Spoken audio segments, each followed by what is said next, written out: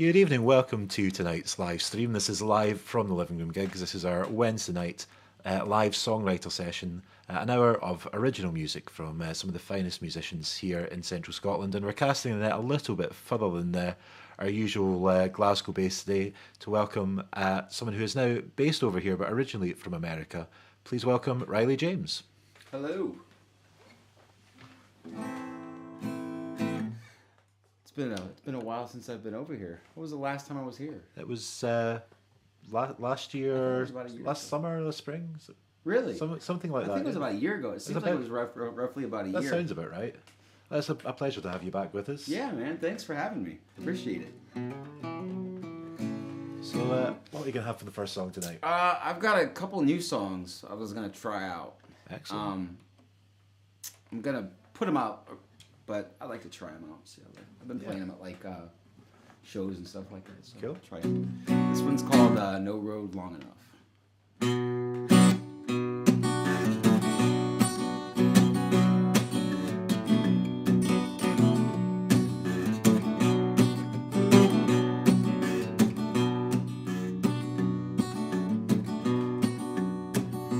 There's no road long enough that'll take me home, that'll take me home. There's no pills or poison keep me from feeling alone, keep me from feeling alone. I'm gonna take every road until I find my way. Gotta find my way, find every reason why, until I'm deep down in my grave. Take your time when you get there, 'cause our days are like them leaves floating in the air. You ought not cry, oh you ought not cry, your feet floating near that ground. Just to keep your feet floating near that ground.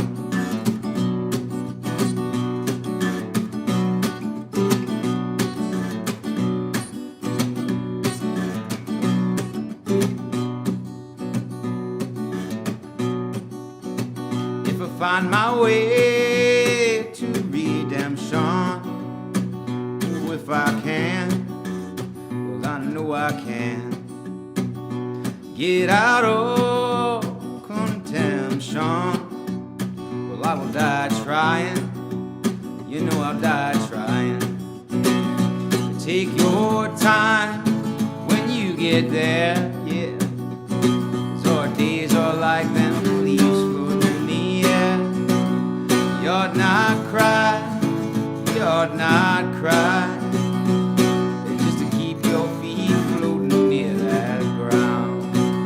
you ought not cry, oh, you ought not cry, just to keep your feet floating near that ground, just to keep your feet floating near that ground.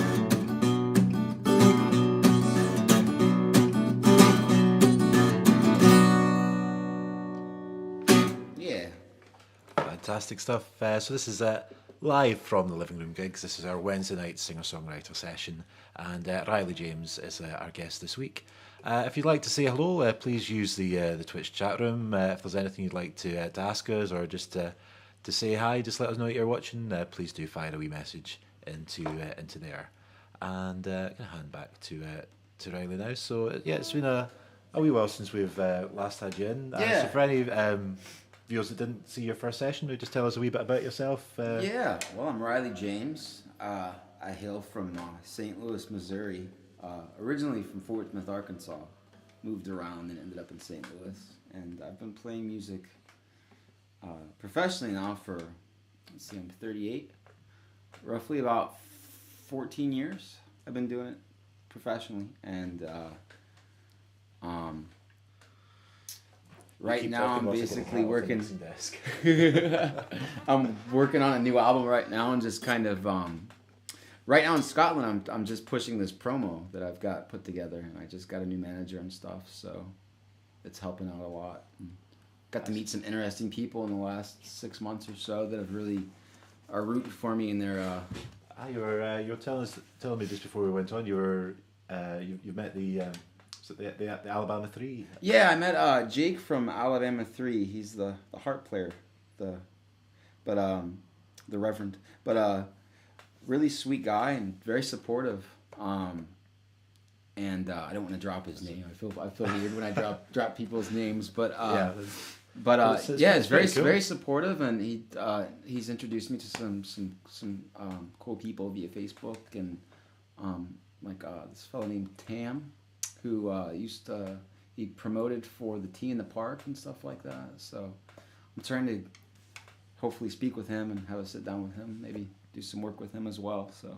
It sounds as if things are kind of coming together since you moved over here. Yeah, it's taken me a while, but at home it took me, about roughly 2-3 years to really started to get noticed and stuff like that. So it's about the same here. It's taken me about the same amount of time, but it takes a wee while to kind of bed in. But yeah, it's as if it's all moving in the right direction. Yeah, and I'm not really a part of a music scene. I kind of stay away from the music scene. I just kind of pop in. I like to be an enigma, like a mystery rapper enigma. I don't like people to know a lot about me, and I'm kind of shy, and weird. So, but. Yeah, Glasgow's been really nice. Everybody here has taken me. They've kind of opened their arms to me, so it's been really nice. It's been nice living here and playing music here. It's taken a bit of a while to get going, but finally it's this year's looking pretty good. So glad to have you as part of the Glasgow music community. Thanks, man. How have you been? How's the music been for you? It's been pretty good. I've had a really weirdly busy spell the last few while. Again, not to drop names like yourself, but I wound up being asked to gig with my all-time favourite band last week. So I'll talk more about that in one of my own streams. But I got asked to play with Art Brut. Oh, that's that. Yeah, we were talking about that. That's the biggest crowd. One of the biggest crowds you played in front of. Yeah, that's awesome, man. Anyway, this is supposed to be your show tonight. Yeah. Well, I don't mind talking about it. Could do another song. I was wanting to play you ever heard of Townes Van Zandt? I don't think I know them. To me, he's like a Mark Twain figure. He's one of the. For me, he's one of my favorite songwriters. He's in my opinion, one of the greatest American songwriters. But this is one of his songs. It's called the FFV. And I believe he wrote this back in the 70s. It was on Delta Mama Blues was the album it was on. So it's called the FFE.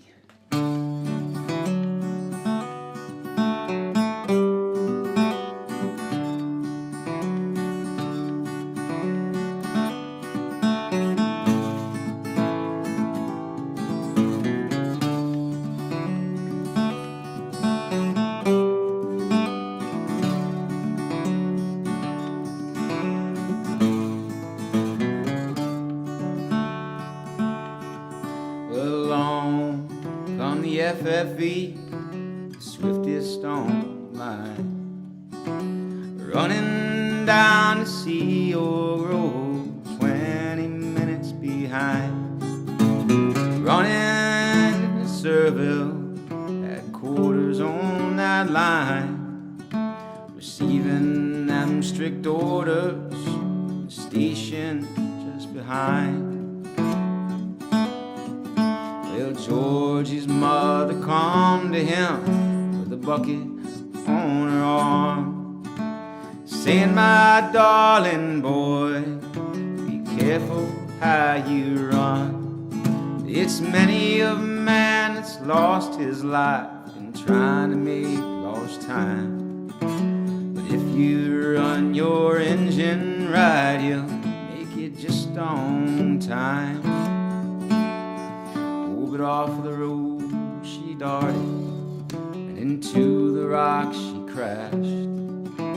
The engine she lay upside down, and Georgie's breast was smashed. But his head lay against the firebox door, and them flames were rolling tried to be born for an engineer on the Sea Oak Road to die. Then the doctor come to Georgie, said, my darling boy, be still, for your life can yet be saved, if it is God's blessed will. Oh no, no, that will not do. I want to fly so free. I want to die with the engine I love, 143. Then the doctor said to Georgie, your life cannot be saved. Murdered out on a railroad, laid in a lonesome grave. Well, his face was all covered up with blood, his eyes he could not see. The very last words that Georgie spoke were, near my God to thee.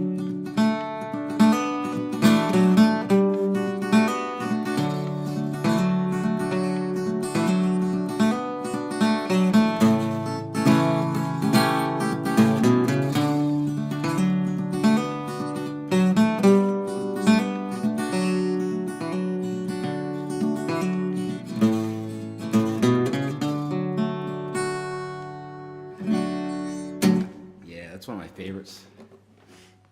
That's a beautiful song. Yeah, he's just one of the biggest influences on me is Townes Van Zandt, Bruce Springsteen, Steve Earle. Like, those are three really big influences on my writing. And like, when I first heard Delta Mama Blues, I think I was about 22 or 23, and it taught me how to like write a song, you know. Like, that's the album that really taught me how to write a song, like a heart-wrenching song, you know, like because I think that man had one of those, he was one of those people with just a lost soul, you know, just a great songwriter, and he was able to capture that, like, his lost soul and put it on paper. Songs, yeah, and put him, you know, just really great songwriter.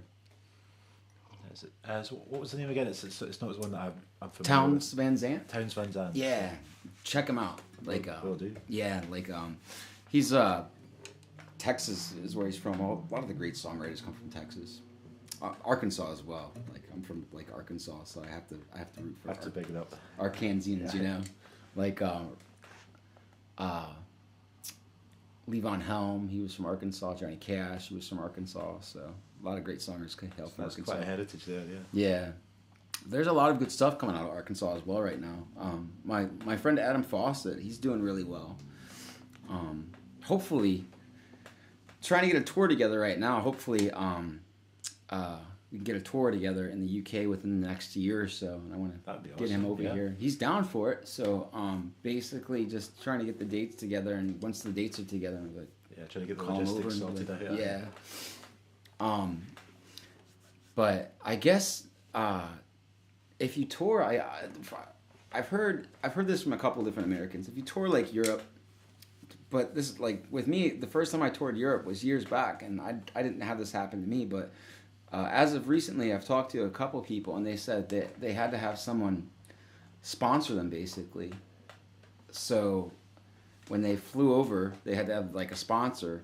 And like for the merch and all that stuff, like on all these different tax purposes or whatever, it's gotten really weird lately. Yeah, so. that's a complicated process, especially if you're coming in from overseas. I guess that can add a whole lot of. That's like with the PRS thing, like the thing that I'm signing to, because I'm covered in the States with ASCAP and BMI, but over here I'm still covered. My songs are still mine. But I want a different system that's registering it all. Yeah, so I mean the UK and the US, it's two different. I guess it's two separate entities when it comes to publishing your stuff and get ownership of it. And so goodness knows what's going to happen with all that in a month's time. Yeah, I know, man. Hopefully it goes well. Hopefully I can get a little publishing contract. I would love that. That would be cool. Yeah. I'm gonna do a. This is one of my own. It's called the I Am. I wrote this song. I'll explain it in a bit. I wrote this shortly after my father passed away. My dad passed away January 22nd last year. So I I wrote this shortly after that, and I was walking with my partner, and we were in the woods, kind of by our house, and there was this massive tree that just fell over, and I got this line stuck in my head, and as soon as I got home, I just wrote this song, and it was one of those songs where it's like, I don't know if you ever have this, like, I feel like lucky that I'm able to plug into it, like, where you can sit down. Sometimes you just get the, like, and you write a song within like 2 minutes. You know, it's like plugged into the universe. Or something. But it's like the song was always out there. It's just kind of channeled through you. Yeah. So this is for me. That's how this song was, and to me, it's one of my favorite songs that I've written, poetically and meaning. As far as the meaning goes, it means a lot to me. But quite often when it's come that quickly, it's exactly what was on your mind that day. It's a very real. Emotional connection to the song you get. Yeah, but it's called I Am, so I'll play it for you real quick.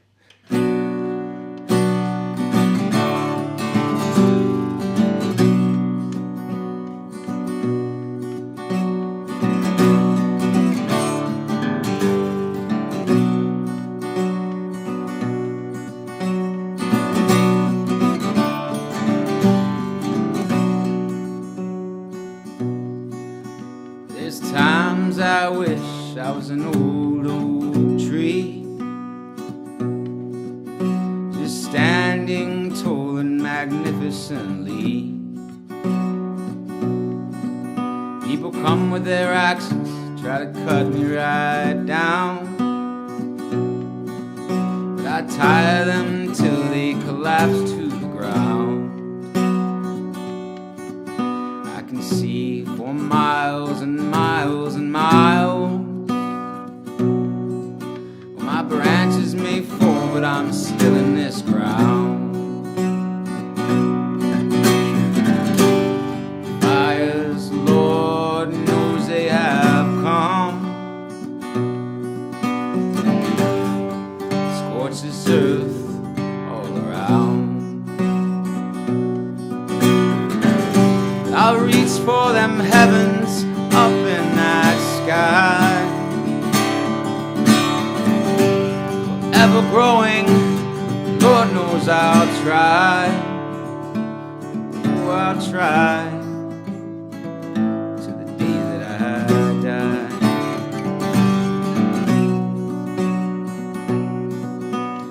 Oh,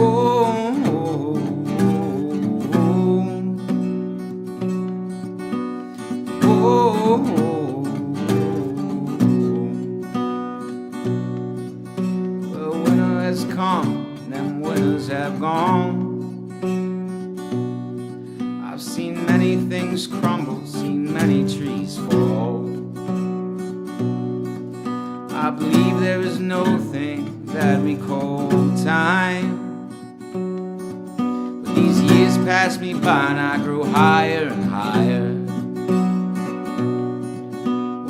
I know I'll feel a mighty old wind, and that earth's gonna swallow me right back up again. Till then, fires, Lord knows they will come, scorches earth all around. I'll reach for them heavens up in that sky, ever growing, Lord knows I'll try. Oh, I'll try to the day that I die.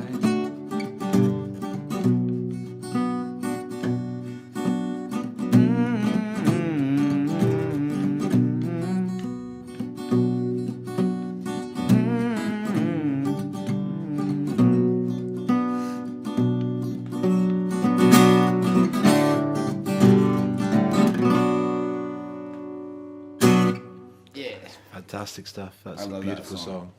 Thank you. Yeah, it's one of those where it's one of those where I plugged in, and I think like I was wanting to talk about this is like touch on like mental health and addiction, like struggling with addiction and both mental health and being a songwriter, kind of looking back at the songs that I've written throughout like my entire career, like looking back, it's like a diary in a way for me. So like I can remember exactly what I was going through when I was writing those songs. So it's really I think it's for me it's helped. So I think like anybody that struggles with like addiction or mental health, like depression, if they can vent in any way, like with art or any facet, you know, it can really help. For me, I don't know, like one day, like my depression lifted, and I'm not a Christian or anything like that. Like I believe there's something bigger out there. I'm not like this godless person, but I'm not a Christian or anything like that. But this was about, I don't know, a couple months back. It wasn't for that long ago. But my aunt called, and this was right. It was right after right before my 30th birthday. Because I was literally, I was gonna kill myself. Like I was like literally at that point. I had it planned out. Like the day after my birthday, I was like, I'm gonna do it. This is it. And my aunt called me, and I don't know what it was, but she was like, "Can I pray with you?" And I was like, "Yeah." So she prayed with me, and I was crying, you know, like bawling, you know. And literally the next day, it was like this thing was lifted off me. It was almost like there was something like spiritually attached to me in a way. It was really odd, but after that, it was lifted off of me. It was really, really crazy. It's unexplainable. I can't explain it. I can't explain it whatsoever. But and she obviously knew that you were. I know, it was really just.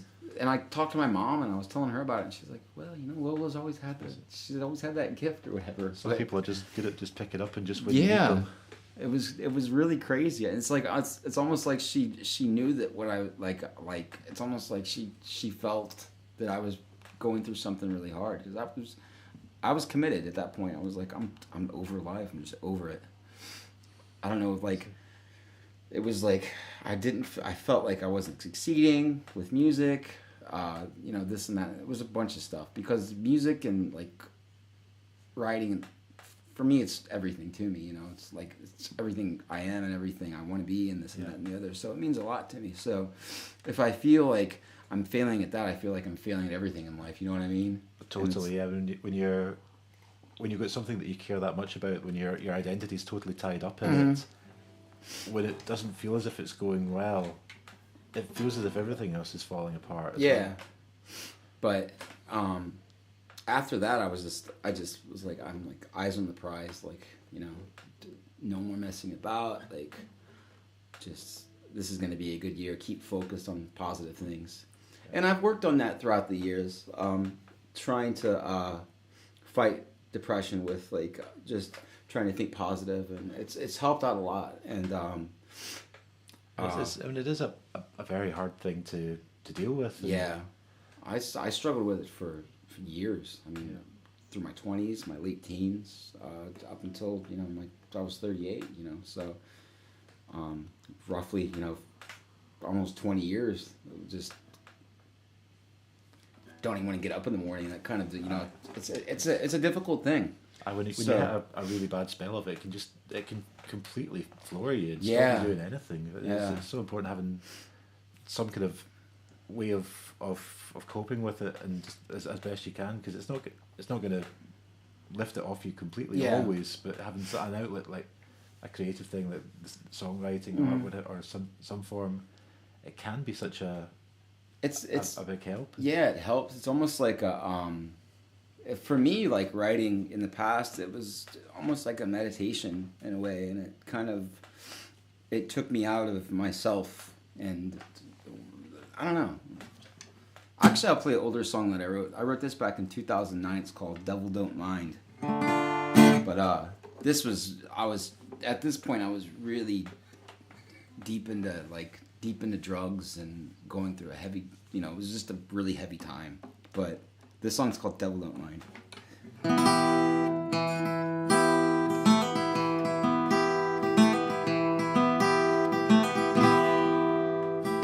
Devil don't mind if I play with you tonight. Haven't felt the sun is shining, and this poisonous blood ain't doing no good. Got a dark cloud hanging over me, and I hear you laughing behind my door.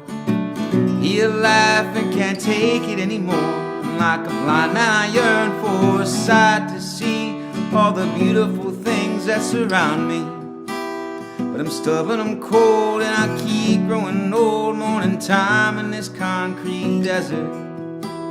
Tonight I don't mind if I rest in the clay. 1,000 people wouldn't chase us away, because one more drink might kill the pain. One more pill and I'll feel no more shame. Love me as I go, don't you mourn for me. Dance on my grave and spill your whiskey, 'cause that wind will keep blowing and times they will change. Broken hearts will mend and we'll meet again someday. Yeah, one more drink might kill the pain. One more pill and I'll feel no more shame. Love me as I go, don't you mourn for me. Dance on my grave and spill your whiskey, 'cause that wind will keep blowing, times it will change. Broken hearts will mend and we'll meet again someday. Yeah, we'll meet again someday. Yeah, we'll meet again, oh, meet again someday.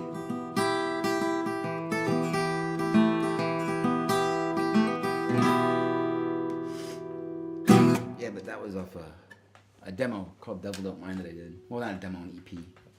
A 5-song EP I put out back in 2009. That's when I first met Carl Napa, the guy that was nominated for the Grammy. The producer that's working on other stuff.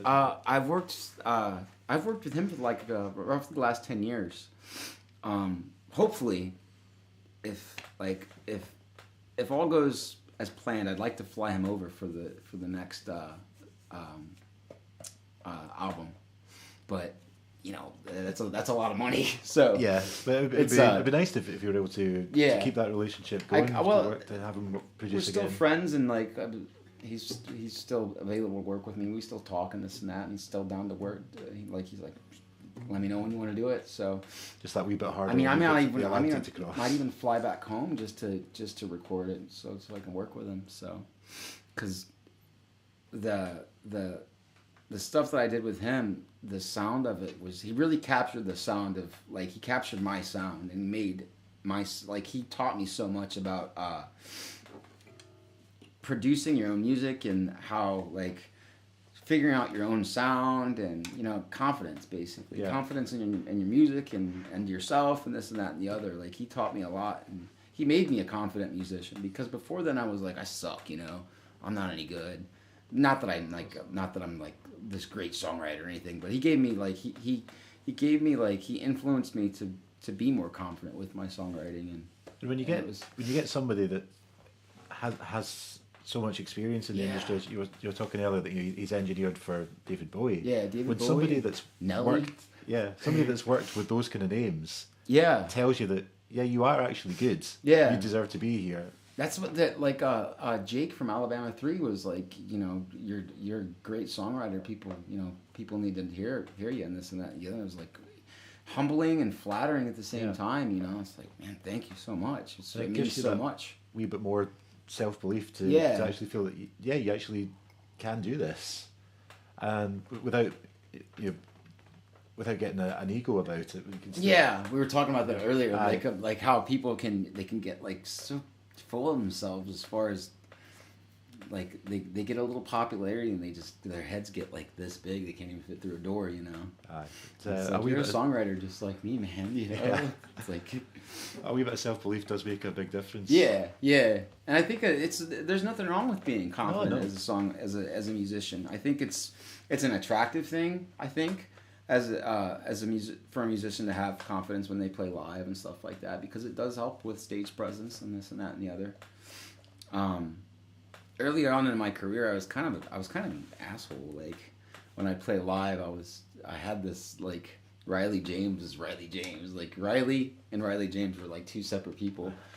I wasn't arrogant or anything like that, but I was. If people were talking while I was playing at like venues or whatever, I would be like, I would just stop and stare at them and be like, "You guys want to go outside?" Or And then it is annoying when people are like that. Again. yeah, it can be, but I've now nowadays I don't even care. It's like, oh, whatever. If you don't want to listen, you want to listen. It's not my problem. I don't care. You're there doing your job or whatever. Yeah, but I was talking earlier. I've got a gig at Howlin' Wolves, April 6th. That's my next gig. So, hopefully after April, start getting some dates pouring in. Actually, whilst we're talking, I'll just put a few things up in the chat window, Sweet. so that people can find out a wee bit more about you. Put up a link to Facebook page, which is facebook.com/Riley James STL official. If I got that right. Yeah, I believe so. Riley James STL official. And rileyjames.bandcamp.com. If people want to check out some of your recordings, there's a couple of links. There's also MySpace on the screen. Riley James I'm still on MySpace. MySpace, yeah, that still exists. You know the thing about MySpace is a lot of people don't know this. It still is the biggest music sharing site on the internet. Really? Yeah. Well, this was a couple years, about 2 years ago. I read that. That was 2 years ago. I don't know if it still is, but 2 years ago it was the biggest music sharing site on the internet. I seriously did not know people still went on it. I know. You know what the funny thing about MySpace was? I tried to go on my page and listen to my songs, and I can't listen to any of them. So it's like MySpace took those songs. Yeah. It's like, I don't know. It's weird. And other people like I know have had that problem with MySpace. It's like MySpace kind of stole their stuff, but. Is it like if you haven't logged in a while, it just deletes it all? Yeah. No, it's not that. Like it's like I constantly checked it, and then I noticed the songs one by one, like they started to weren't able to play. You know, there's an error in this and that and the other. It's split, and I try it numerous times on numerous dates or whatever, and it's like it didn't work, and it's like that's odd. And these were songs that did well. They got a lot of plays and this and that and the other. The technology's moved on and the formats have yeah. changed, and the old ones don't work anymore. Yeah, but I have my first albums on Bandcamp. I believe the one that you just put up, and that's available for free download, or you can donate. So if anybody out there wants it, you know, it's my first album, and it's the link is you on can the screen you can there. give me $1 or $2 for it, or you can have it for free. It doesn't bother me, but. I like it. I like that album. It's one of my favorite albums that I put out. Hopefully Whiskey a few viewers will Ramblin'. chip in something for that. Yeah, Whiskey Ramblin' in St. Louis Nights. That was the name of it. It's a good title. Yeah, I put that out when I was 22 or 23, so years back. What's It's it crazy. like listening 16 back years. to songs that are that old now? And do you feel like you've moved on from them as a songwriter, or do you still identify Oh with no, the I'm songs? still very attached to them. Like the songs off of that album, there's a couple that still ring really true with me, and they have a lot of meaning to me. Like there's a song called Arkansas, and I look at it now, it's almost like a self-biographical in a way. It's really weird. Like at the time when I wrote it, it wasn't like that. I was just kind of writing a story about, you know, it was a little bit about myself, but not really. But now I listen to it and it's like oddly it's like a biography in a way, but a little added on to it. But it's like it's really, you know, it's really haunting in a way. You can see more detail about where you were at the time. Yeah. With a bit more distance from. Yeah. The funny thing is, I went to jail for like 6 months when I was 20 over some stupid fight years back. I think I was 18 when it happened, and then I finally I ended up not going to my probation officers, which was stupid. You know, I was a young kid. I was like, oh, they'll never catch me, haha. But ended up one day. Well, yeah, it was so stupid. One day, I was living in St. Louis at the time, and my parents had received a call from my probation officer, and she wanted to see me and this and that and the other, and I was like, oh, screw it, I'll just go see her, you know, whatever. And right. They arrested me right. I saw my probation officer. They arrested me right there on the spot, and then the next day I was sentenced. You know, so I sat in jail for a little bit. But I wrote more than half of that album in that time period. One of my really good friends, Joe Wyatt, passed away while I was incarcerated. So there's a song called "Ode to Joe" that's about basically I was able to go on a furlough for the funeral, so I was able to make the furlough. So it's called "Ode to Joe," and it's about like the funeral and the friendship that we had and this and that and the other. So there's a lot of really deep songs in that record, like which looking back, like. At my age when I wrote them, I'm like, sometimes you surprise yourself. Like, I listen to those now, it's like, wow, I was 21, 22 years old when I wrote those. Yeah, that's like, quite young for a song. Yeah, it's like, that sounds really, like, weathered. Like, at the time, like, that sounds like someone my age now would write, Yeah. So it's crazy. Like, it's like, man, that was a haunting album. And I really surprised myself with it. I've been listening to it like off and on for like the past 2 months or so. I kind of fell back in love with it. I've done that with a few separate albums. Like I'll hate it for a long time, and then I'll touch base on it and be like, oh, that's not a bad album. But it's very hard to be objective with something that you've written yourself. I know it is. It's really difficult. It's like usually when I first do an album, I hate it and I don't listen to it for at least a year or two, or yeah, you need to take some time off from it after you spent all the time writing it and recording it. But then I touch back on it and like, oh, those are actually like good albums. Like my last record I put out, the one I released on vinyl, so Lost It All for Love. I'm thinking about re-releasing that because I didn't like it for a long time, and the people that I played it for over here really enjoy it. So like, I should re-release it because it actually is a decent album. There's some really good songs on it.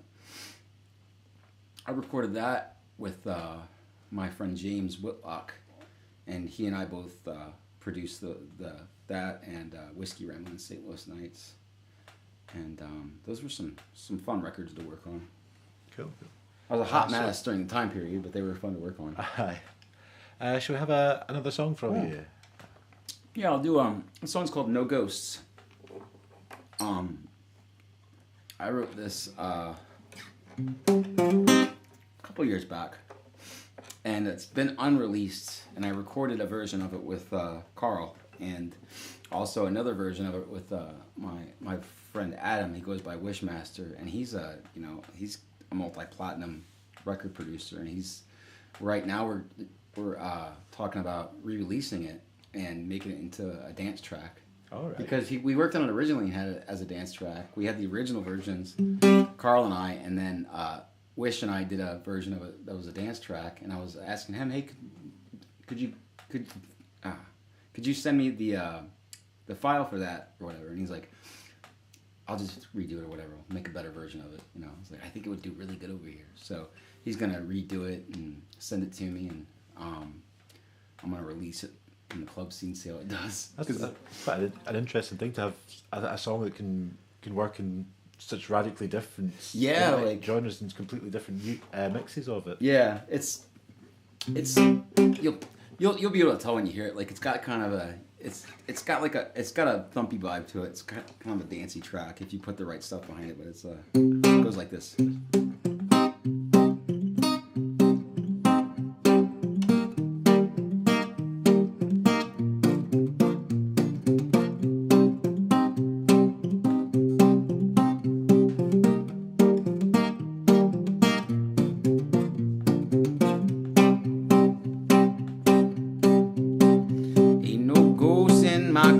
No ghosts in my bedroom. Ain't no ghosts on this couch. No ghosts pushing no broom. Ain't no footsteps late at night. No one besides me. No glasses of chatter. No one that I can see. Ain't no ghosts coming around here. Ain't no ghosts coming around here. Ain't no ghosts coming around here anymore.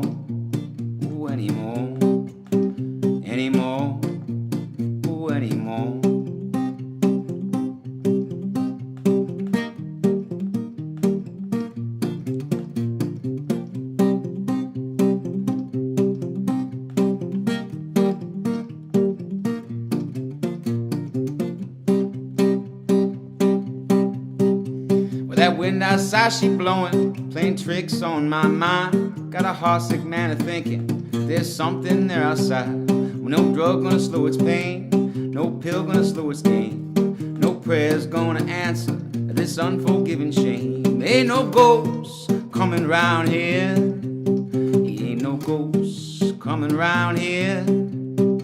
Ain't no ghosts coming round here, no anymore.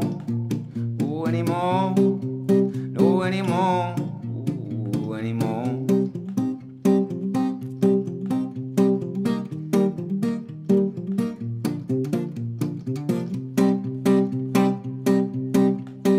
Well, that wind outside, she blowing, playing tricks on my mind. Got a heartsick man of thinking that there's something there outside. With no drug gonna slow his pain, no pill gonna slow his gain, no prayer's gonna answer this unforgiving shame. Ain't no ghosts coming round here, no, ain't no ghosts coming round here. Ain't no ghosts coming round here, no anymore. Oh, anymore. No anymore. Anymore. Oh, anymore. Oh, anymore. Oh, anymore. No anymore. Great stuff. This is live from the Living Room gigs. This is our Wednesday night guest artist session, and we've got Riley James here playing a wee acoustic unplugged set for you tonight. If anybody watching has any questions or just wants to say hi, then give us a shout in the Twitch chat.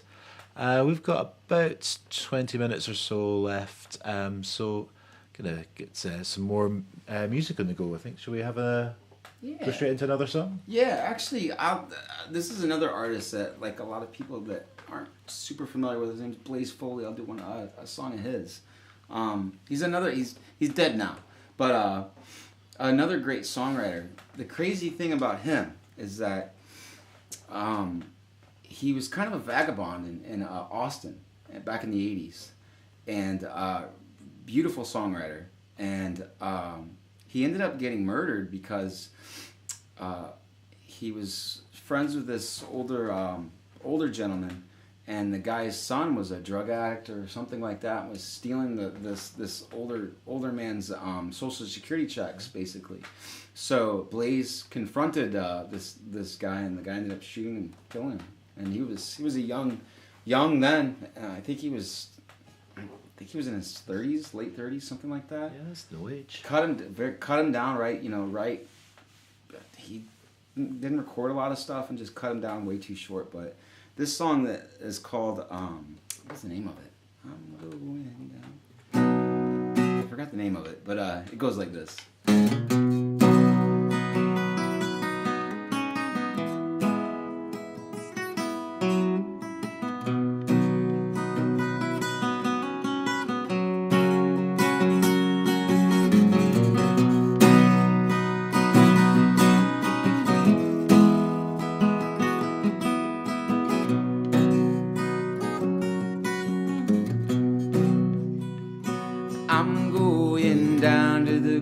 Station, gonna get a ticket to ride. I'm gonna find that lady with 2 or 3 kids and sit down by her side. Ride up and down till the sun comes up around me 2 or 3 times. Smoking cigarettes in the last seat, trying to hide from all the strangers I meet. Getting back in the game, start playing again. I'd like to stay, but I might have to go just to start over again. I could go back to Texas, maybe to some place that I've never been. I get up in the morning, go out late at night, and I don't wanna go home. Get used to being alone, change the words of the song, and start singing again.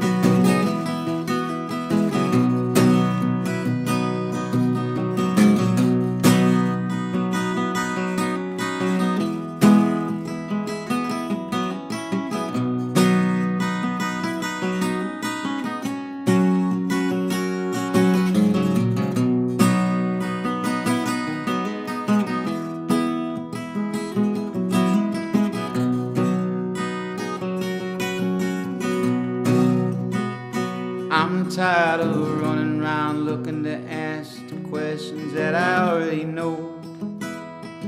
I could build me a mansion of memories just to have some place to go. Count the days and the nights that it takes to get back in that saddle again. Go feed the pigeons some clay and turn the night into day. And start talking again when I know what to say. Well, I'm going down to the Greyhound station, gonna get a ticket to ride. I'm gonna find that lady with 2 or 3 kids and sit down by her side. Count the days and the nights that it takes to get back in that saddle again. Go feed the pigeons some clay, turn the night into day. Start talking again when I know what to say.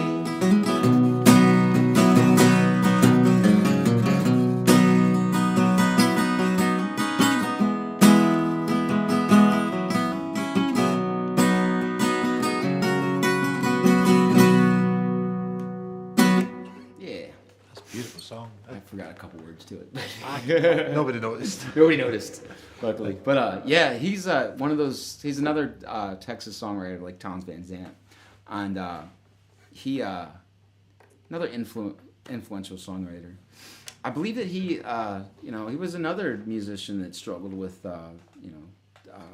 they say that he may have been schizophrenic, and he had some issues, but because he was basically banned from all these spots in Austin, like all the bars and stuff, because he was just crazy, but ends up he died very honorably, it's just kind of a really interesting story. It's a shame it went so young, because you can see the potential in the song. There's so many great songwriters, like Sam Cooke. He was 34 or 36 when he died, shot down. I think he was assassinated because at that time period, Malcolm X, Martin Luther King, all of these great figures were cut down very young, and they were flipping shit upside down, basically, for the American government. And Sam Cooke was one of the first black men in America to own his own label and to start signing black artists and this and that and the other. And it just doesn't sound right. Like, the whole story just doesn't sound right. It doesn't, he was a crackhead and all this stuff, and there's all these, things that go on. There's 2 different theories, but I believe that he was assassinated because he was a part of the black movement at that time, or the black empowerment movement at that time. Yeah, and that's such a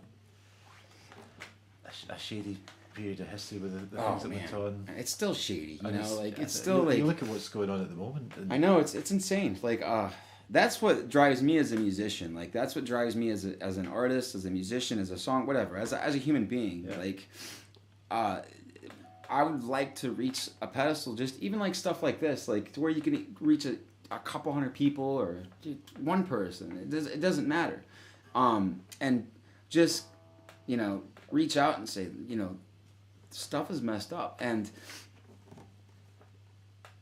you can either, it doesn't matter if you're with me or against me, just stand up and make a stand, because right now there's some horrible things going on that a lot of people don't know about, within the government, some truly vile stuff going really on. shady stuff, that shouldn't go on. Like, say for instance, like in Hollywood, there's they're finally putting the spotlight on this child pedophile ring that they've been running for who knows how long, and I mean, that's not the government, but these are the the rich elite. Where people have too much power. Yeah, somebody's going to abuse that. Yeah, and that's been going on for far too long. And I think that right now, like, there's so much tension in the air with what's going on, and I think it could be a matchstick that could really start a revolution. And really make change. And that's what drives me as a human being, just to be able to make some sort of change in the world, you know, good, for the better, you know. Yeah, you feel it with all the things that are going on. It has to reach some kind of tipping point where people are going to say, you know, this is not good enough. Yeah, exactly. Like say for instance here, I've noticed things are starting to get privatized. Like healthcare, they're starting to privatize healthcare a little bit more. Yeah, that's and scary. I come from a capitalist country, and I see the privatize. Like I can see it slowly happening here, and we never had like I never grew up with like socialized healthcare or anything like that. Nothing even close to it. So moving here from there and having a totally different setup, it's great. I think that the healthcare system here is one of the best healthcare systems in the world. Yeah, I mean, if not the best, you know, and they're trying to privatize it and destroy it. Yeah, but it's far from perfect. But there's so many people in there that are doing their best to make it good, and it's being torn apart by governments that have underfunded it, taken away the core tenets of what it's supposed to be about, of caring for people from the cradle to the grave. Exactly. And they're trying to make a quick buck off it. Yeah, that's exactly it. And the whole thing is, the funny thing is about money. Like when it really comes down to it, it's just paper and it's made up. It's man-made. When it really comes down to it, and utopian society, the communist utopian society, there's no need for money whatsoever. You know, like the idea of money doesn't even like, and it's also like an anarchical utopia as well. Like on both sides of the spectrum, far right or far left, money isn't even really there, except, you know, in the middle of like the right, there's like capitalism, you know, and people try to capitalize, and that's what's happening, and it's been going on for far too long. And I think that, like say for instance, was it Gaddafi that was trying to change the money over to gold, and he was killed by the U.S. government because he was messing up the system and messing up money, you know, and messing with these rich people's, you know, these ultra elites' money, and he upset some people, so they ended up killing him, you know. And they say it's not really a good one amongst a lot of them in there. Yeah, I mean, the thing about Gaddafi is like there's a lot of horror stories about him, like the human rights as well. I don't really know a lot about, like, I've read a few stories about like the human rights stuff and this and that and the other, but it's like, what country hasn't done that? Like, the UK's done it, the US has done it, you know, France has done it. Like, we committed a genocide. Like, I'm Native American, my dad's side, and he was like over half Native American. So, my great grandfather Riley, who I got my namesake from, he was full-blooded Native American. He didn't talk about his childhood because he grew up so, you know, like right towards the end of the Trail of Tears and all that stuff, and like his parents and this and that and the other. So it's sad, and like stuff like that, like it still happens. And the level of the amount of persecution that goes on all over the world against any minority in their own country, it's horrifying. I know. I don't understand. Like, it's like I said before, like I'm not like godless. I believe in something bigger, you know. But it's based off of energy, this and that. It's like these people are just made of like this dark matter, you know. It's like these people that are just raised wrong. Or I don't know. It's there's something about people that are drawn to power that it does not attract good people. Yeah, I know. Like totalitarianism. It's insane, but I don't know. It's interesting. Like Stalin and people like that, they were really interesting characters, but they were also mass murderers, you know, at the same time. But it's just a shame that people like they kind of sit down and let it happen, and it's time that people really start making a stand and voicing their opinions about these things, you know. It is time that people just demanded better of everyone, especially in the States. Like we haven't had a revolution in 50 years, and we were close to one. But you can get that if you need to. I'll get the door. You play another song. Okay, cool. We'll do that. Yeah.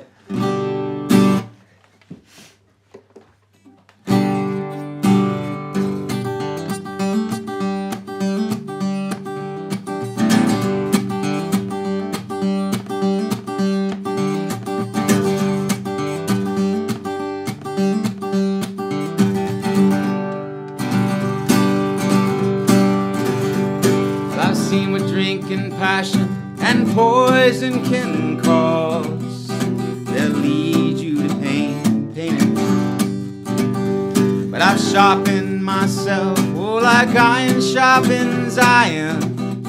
And I'm just a memory of what I was. Well, I'm older and I'm wiser, and I'm meaner and I'm colder. Yeah, the lines on my face tell the story of a man that's older. But I've heard pain, it'll make you change, yeah, and fade. Oh, it'll move mountains. Oh, and worry, no, never change a thing. Ain't no water gonna make life easier, coming from any fountain. Oh, sweet.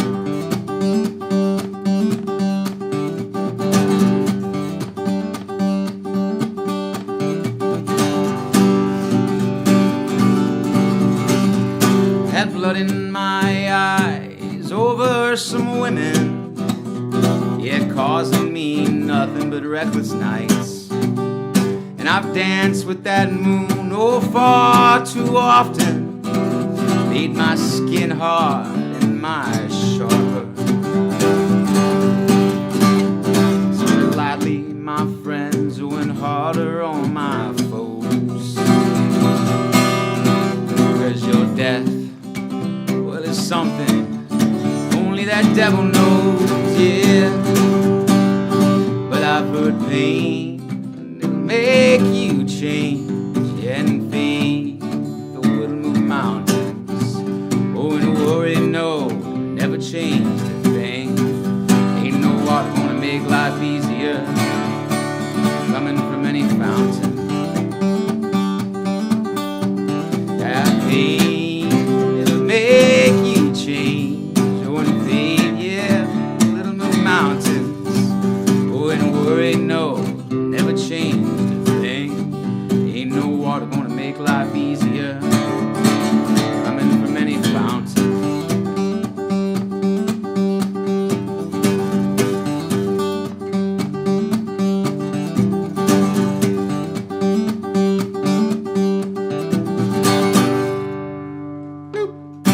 That's another one that's hopefully going to be on the next release. Fantastic. Well, we're just coming up to the end of the hour here, so should we have one more song from you before we head off? Yeah, I'll do one more. Let's see, what should I end with? This is a difficult choice. What do you pick? Let's do something up-tempo. Yeah, that sounds like a good way to finish. Actually, you know what? I'll do this one. I like this song. I just wrote this one. It's called Gravedigger. A new one? Yeah, this is very new, actually. No, I'm gonna end it on a happy note. This song is called "This World's Going Mad."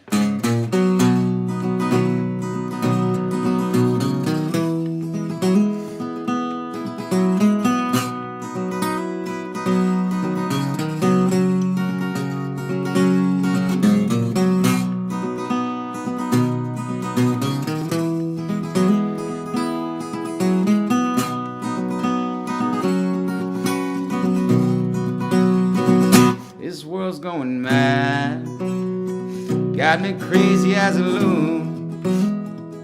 It's got me dreaming, yeah, dreaming, but it seems new. Seeing babies crying on the news all day, yeah, killing and dying, and Lord knows it's all just a game. Them golden gods, plastic kings, they ain't nothing, all nothing but demons and greed. We can waste our time just to fighting and dividing, figure out why, oh, why we got hate in this life.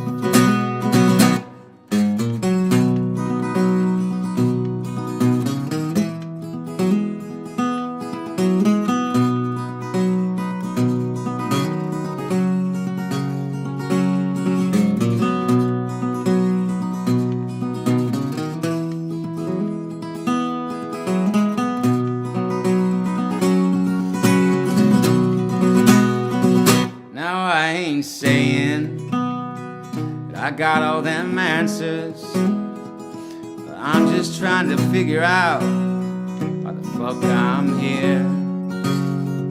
And old love has become such a bad word. Oh, sometimes you just gotta let go of that old wheel. Them golden gods, plastic kings, they ain't nothing, oh, nothing but demons and greed. We can waste our time just to fighting and dividing, but figure out why, oh, why we got hate in this life.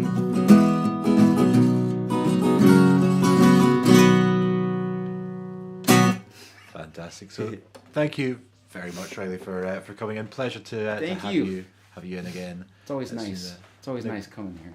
Great wee session from you. Thank you. So we'll be back next week. The next guest artist session is next Wednesday, which is, if I can find my calendar here, get the date for it. Next Wednesday night, we've got a session from Pop Art on the 6th next month.